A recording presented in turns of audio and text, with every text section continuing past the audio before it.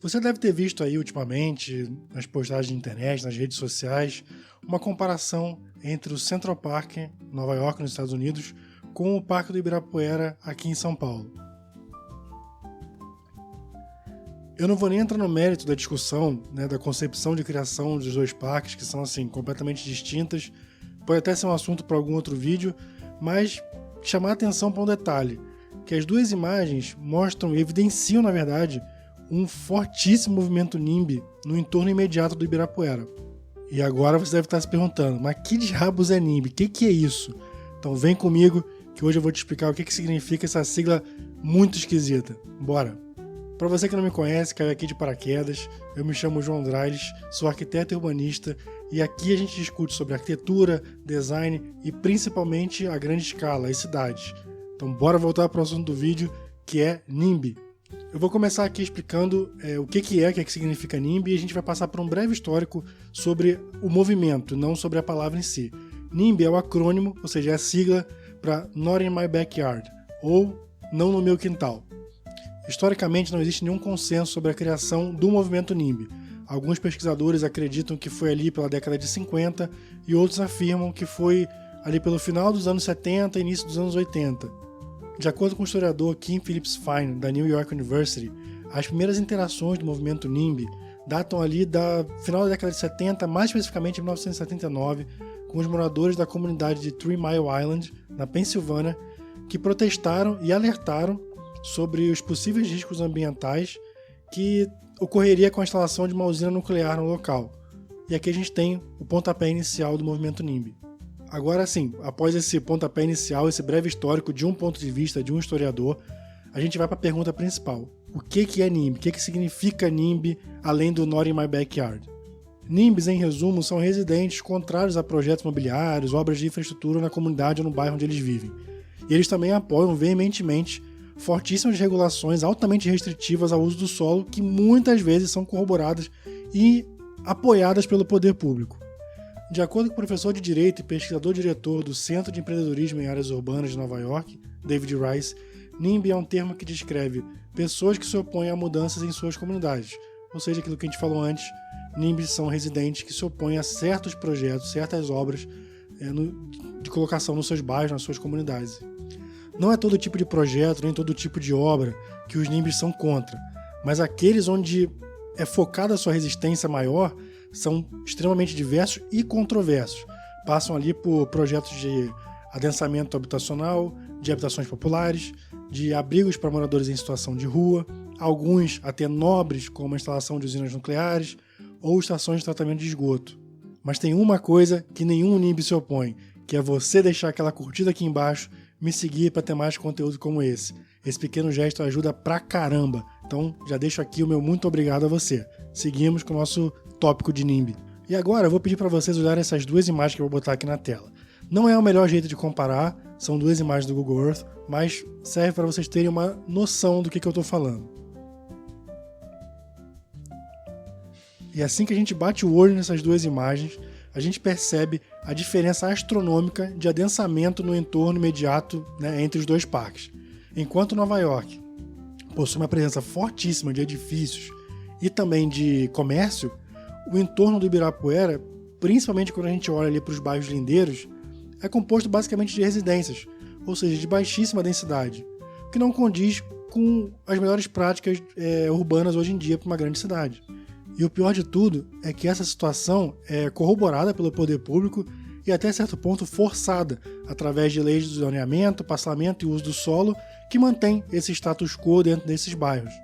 E aquelas áreas que a gente acabou de ver nas imagens de São Paulo, compostas ali basicamente por residências unifamiliares de baixa densidade, são definidas na lei de zoneamento como ZR1, ou Zona Estritamente Residencial 1, definidas assim como áreas de uso exclusivamente residencial com predominância de lotes de médio porte, de 250 a 10 mil metros quadrados. Então a gente percebe ali que realmente, pelo zoneamento da cidade, já existe uma manutenção do status exclusivamente residencial no entorno do Parque Ibirapuera. Ainda de acordo com a Lei de Parcelamento, Uso e Ocupação do Solo aqui da cidade de São Paulo, a ZR1 possui um coeficiente de aproveitamento que é o multiplicador que define a quantidade de área construída disponível no lote igual a 1, ou seja, é baixíssimo, muito baixo. E, ainda para piorar, um gabarito máximo de 10 metros de altura, aproximadamente ali 3 andares, o que não é nada incomum em residências de altíssimo padrão naqueles bairros que a gente viu ali no entorno. Tudo isso somado, toda essa legislação deixa clara, deixa evidente a manutenção de áreas pouco adensadas, sem qualquer possibilidade de comércio, no entorno de uma área tão essencial com circulação de centenas, talvez milhares de pessoas por conta do poder público, que é, vamos combinar, inaceitável. E claro, vamos lá, a gente falou aqui sobre as instalações que os NIMBYs são contra, falamos um pouco do histórico, mas a gente não falou sobre a motivação deles por essa briga, por essa resistência toda. Então vamos listar aqui algumas das motivações dos NIMBYs pelos quais eles têm essa briga ferrenha, essa resistência absurda. Elas vão desde as nobres, e já vocês vão entender o porquê que tem as aspas, como desastres ambientais, né, ou poluição em geral, aumento de poluição sonora, e aí a gente passa por outros tópicos como esgotamento de serviços públicos, aumento de tráfego, aumento de criminalidade. São várias motivações que levam os NIMBYs a serem tão ferrenhos assim na sua luta. A questão é que por trás dessas motivações todas, de todos esses motivos pelos quais os NIMBYs são tão ferrenhos, estão os principais deles, que é evitar a perda do valor imobiliário das suas residências, que na verdade pode acontecer inclusive o inverso, é a manutenção de privilégios e status. Então, por trás de todo esse véu de protestos com motivações nobres e tudo mais, esses são os principais motivos pelos quais há essa briga, há essa oposição tão veemente. E voltando aqui ao historiador Kim Phillips Fine, da New York University, para encerrar aqui o assunto, ele disse numa entrevista à WNYC o seguinte, abre aspas, ainda que mais tarde o termo se tornasse uma crítica ao egoísmo, no início as pessoas o utilizaram para elogiar os esforços comunitários para impedir a construção de instalações que consideravam perigosas ao trazer produtos químicos e contaminantes para seus bairros. Fecha aspas. Então, se num passado distante, se no início do movimento existia essa vontade de proteção, né, esse desejo de proteger a sua comunidade, né, sobre esse véu da proteção da comunidade, hoje, na verdade, elas escancaram a única necessidade de se manter os privilégios em seus bairros e a especulação imobiliária dentro dessas próprias comunidades. E antes que você que é de São Paulo já venha aqui já largar o aço em mim, já me xingar até não aguentar mais, falando... Nossa, o cara acabou de chegar em São Paulo e já tá largando o lado na galera daqui na nossa cidade. Não é bem isso não.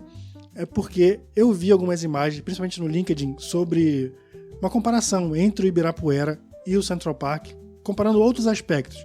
Mas esse olhar sobre o adensamento no entorno e o movimento NIMBY me chamou bastante atenção. Então eu quis trazer esse assunto para cá. Mas o movimento está presente principalmente nos Estados Unidos e também nas grandes cidades aqui no Brasil, como São Paulo, Rio de Janeiro. A zona sul do Rio de Janeiro é um exemplo perfeito de um movimento de uma comunidade NIMBY, né? São residentes com comportamento ferrenho na suposta proteção de seus bairros. Então não é nada exclusivo de São Paulo, não é nada exclusivo do entorno do Ibirapuera. Na verdade, eu só aproveitei um exemplo para trazer o assunto aqui pro canal. E agora, para finalizar mesmo, para não ficar só aqui comigo tagarelando, eu queria saber de você. O que você acha sobre o movimento NIMBY? Que eles são benéficos para as cidades? Ou que talvez eles impeçam certos avanços urbanísticos? Comenta aqui embaixo, deixa aqui para a gente fazer uma discussão saudável sobre esse assunto. E eu quero agradecer demais a você que ficou aqui até agora, me ouvindo matraquear esse tempo todo. Não esquece de curtir o vídeo, compartilhar e, claro, de me seguir caso você tenha achado esse conteúdo relevante. A gente se vê numa próxima, valeu e fui!